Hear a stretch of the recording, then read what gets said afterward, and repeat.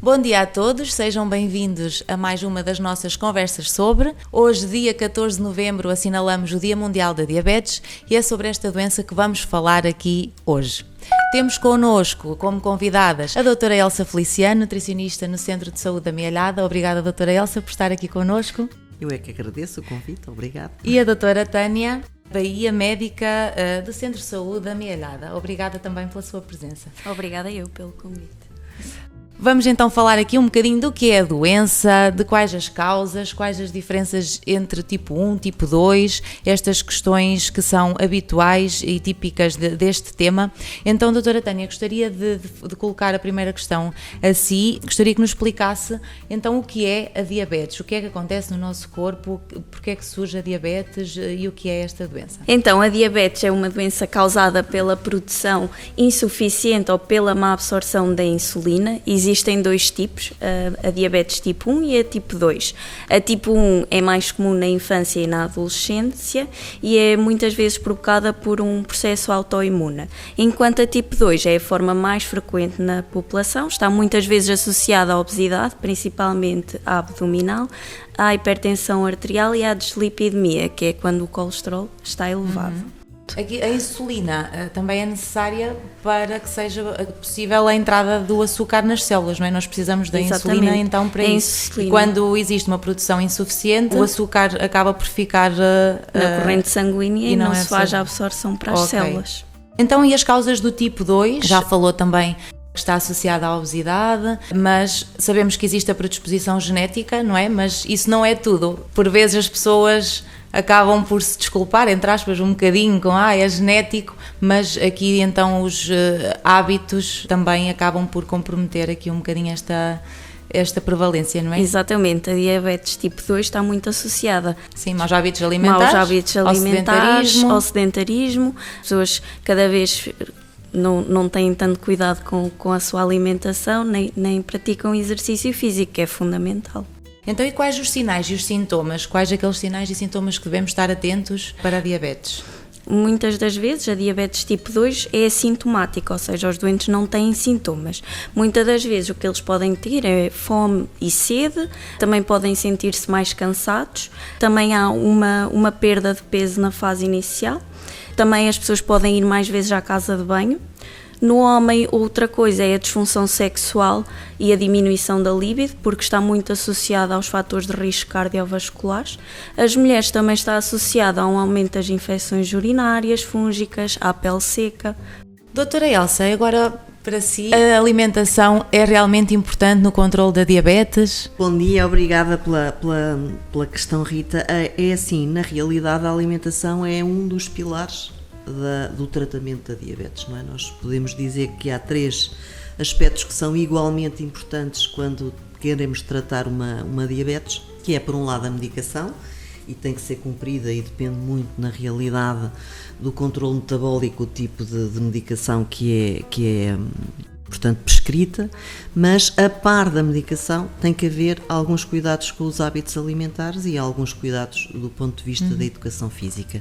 Se conseguirmos que estas 3 coisas estejam em equilíbrio, temos uma diabetes controladíssima que, do ponto de vista da qualidade de vida e da probabilidade de haver doença associada ao agravamento ou daquele tipo de doenças ou de complicações que começam a estar associadas à diabetes quando na realidade não há um bom controle da doença, não é? A história da retinopatia, a história do pé, das questões do pé, das pequenas feridas, imensas complicações que podem estar associadas e que são muito mais prevalentes em diabéticos que estão descompensados e, portanto, utilizarmos a alimentação como uma arma terapêutica é fundamental.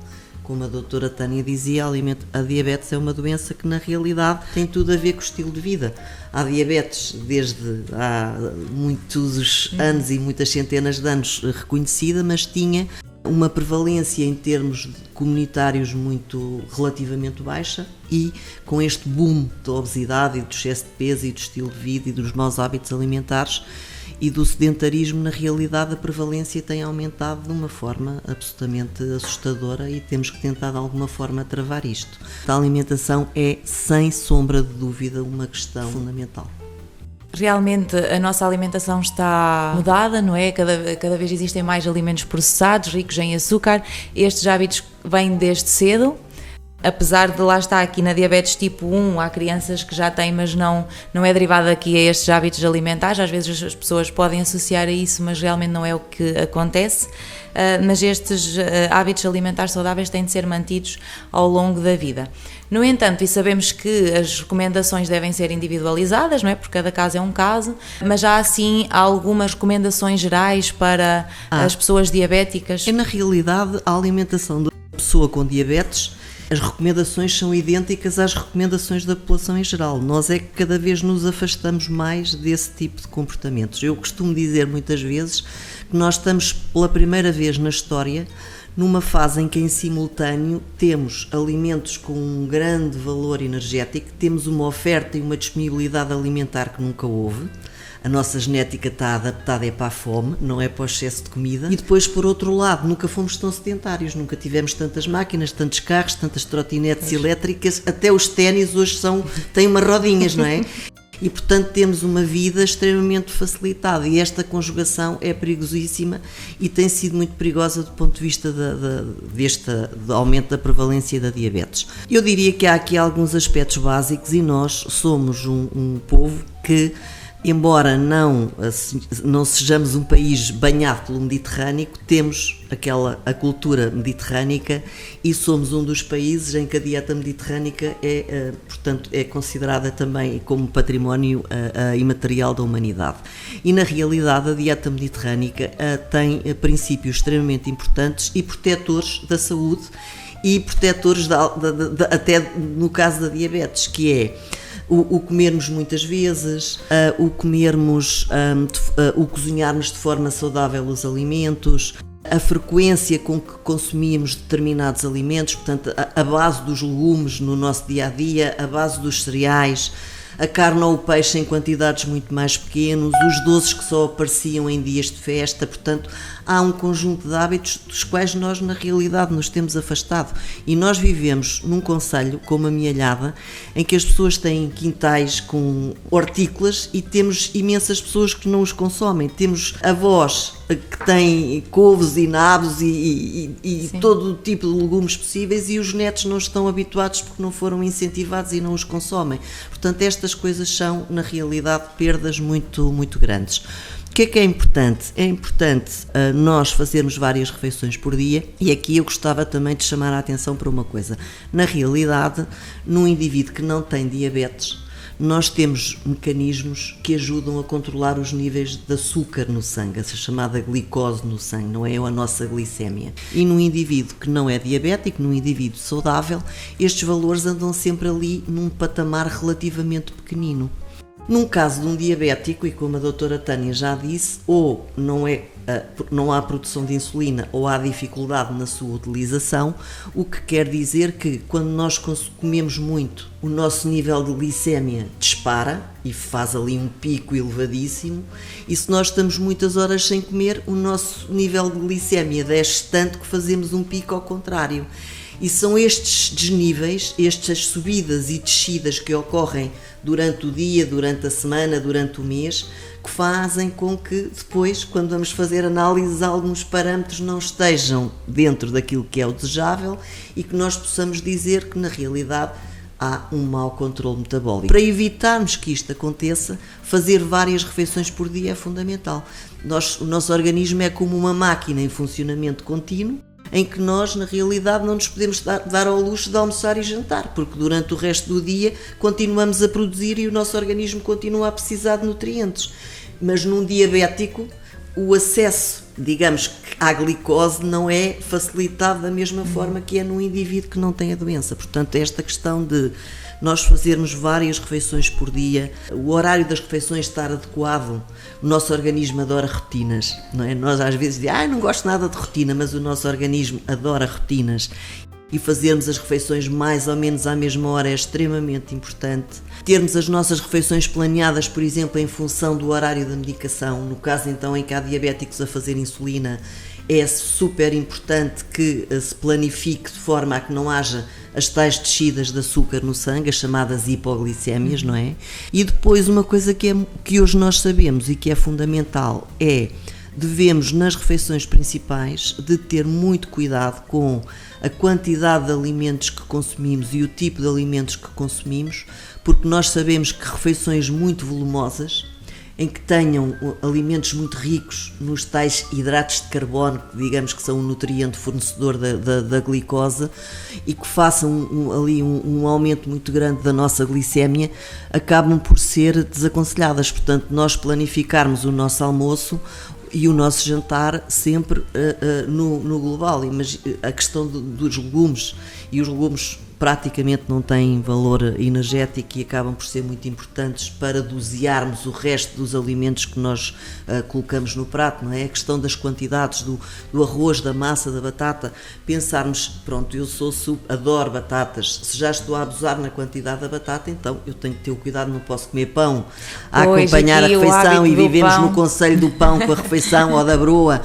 E depois a questão da fruta em cima, a fruta deve-se comer em cima da refeição, tudo bem, mas é quando é uma refeição mais equilibrada. Se for uma refeição que já é muito rica em hidratos de carbono, eu ainda não vou sobrecarregar ainda mais com a questão da fruta, não é?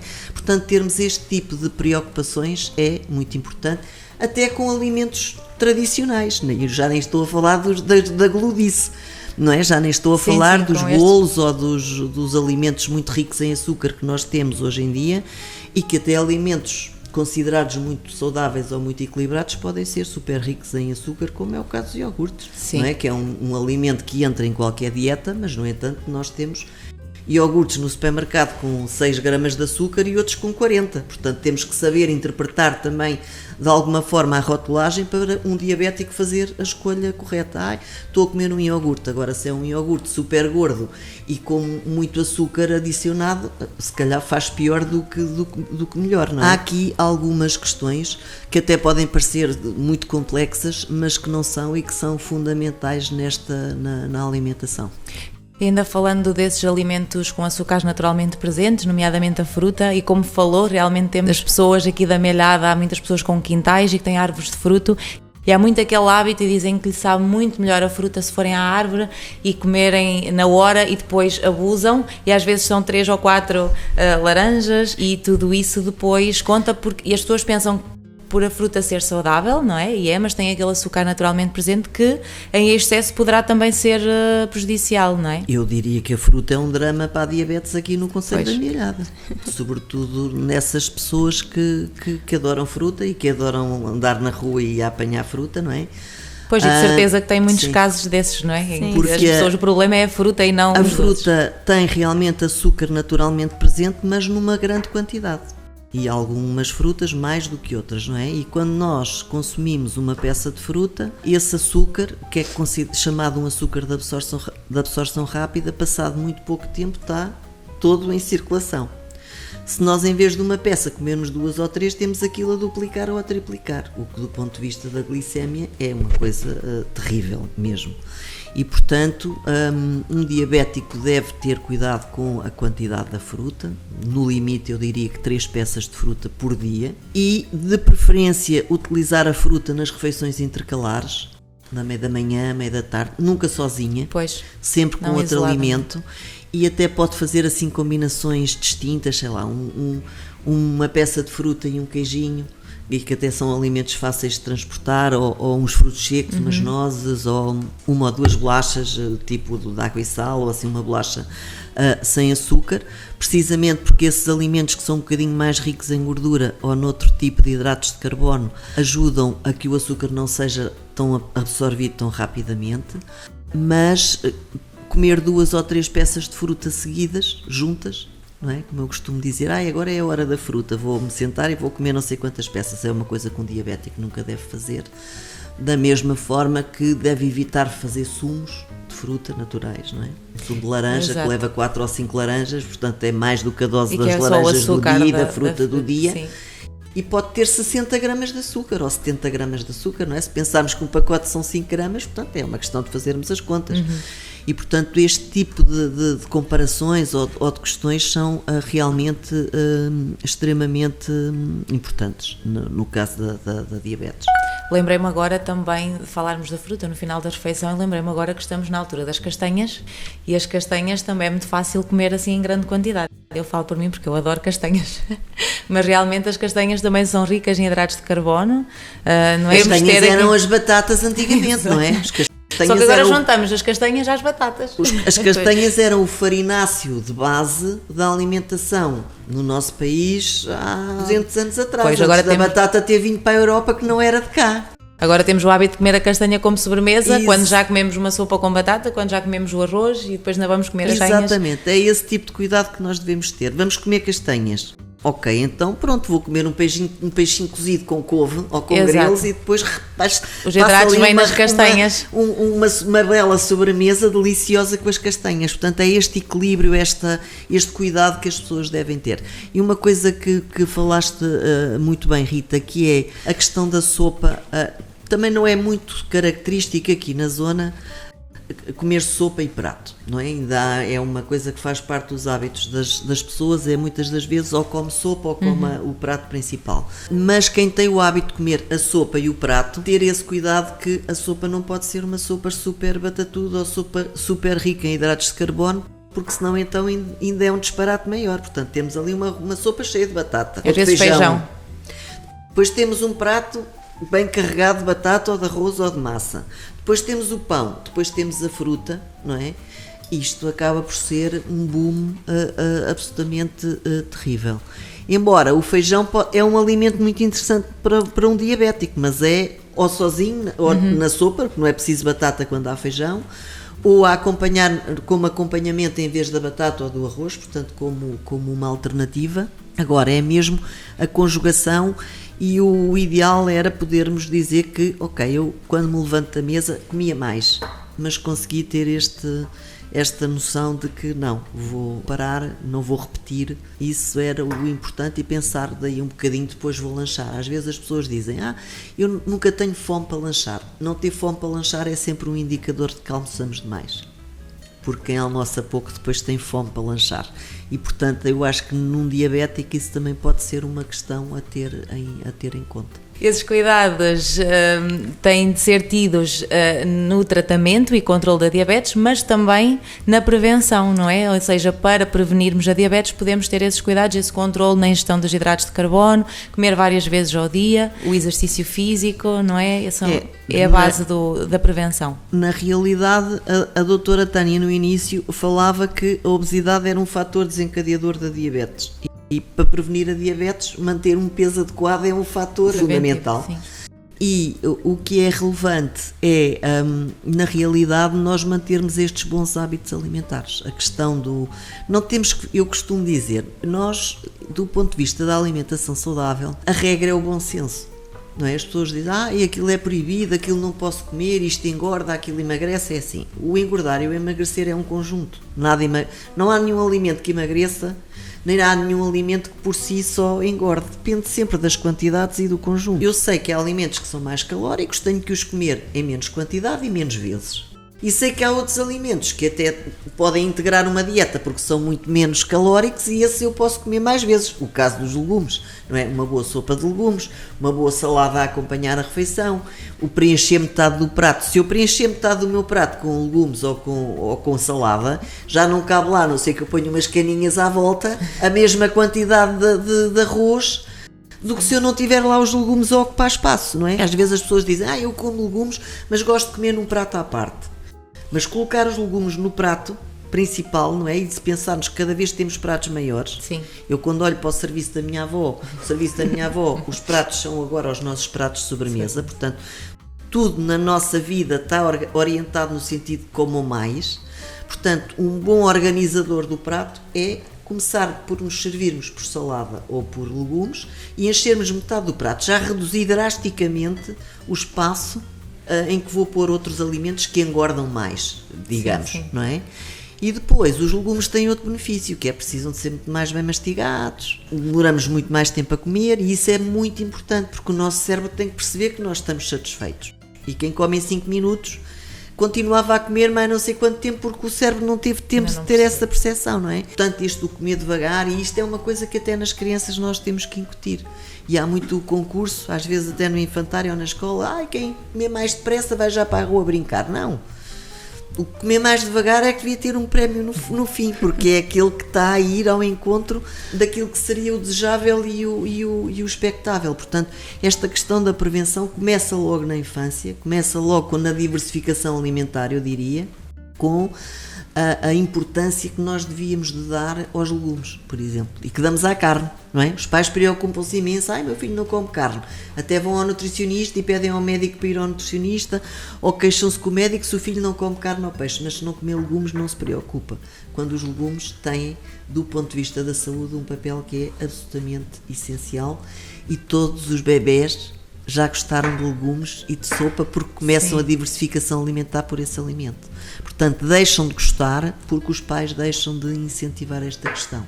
E isto, do ponto de vista da prevenção, é fundamental, quer da prevenção da obesidade, quer, num futuro próximo, na prevenção da diabetes. E eu não posso deixar de destacar uma coisa que é muito relevante, que é a diabetes tipo 2 é conhecida como a diabetes do adulto, mas cada vez há mais jovens e adolescentes muito obesos com este tipo de diabetes. Começa a aparecer cada vez mais. Exatamente. Nós hoje temos adolescentes e jovens adultos que são diabéticos tipo 2 e os pais e os avós ainda não são.